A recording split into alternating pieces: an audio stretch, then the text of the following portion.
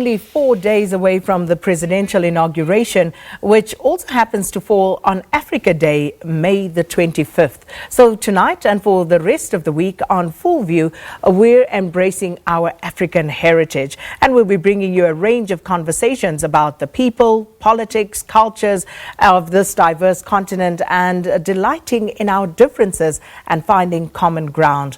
And we presenters will also be showcasing some African-inspired clothing by Kisua.com.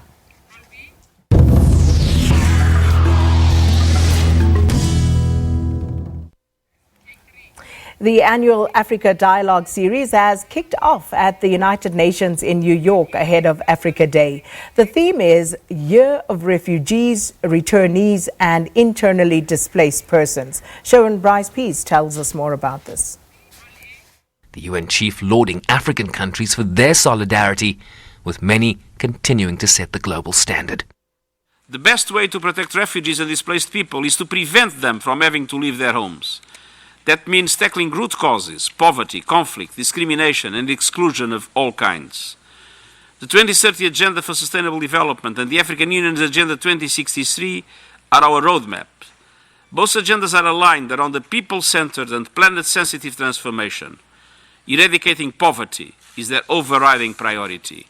The head of the General Assembly pointed to what she called Africa's underappreciated contribution to the UN, calling the region's voice underrepresented in the international system.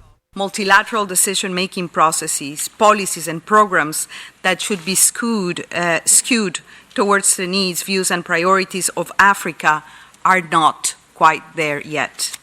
This is evident in our prevailing approach to those who have been forcibly displaced by violence, emergencies and disasters.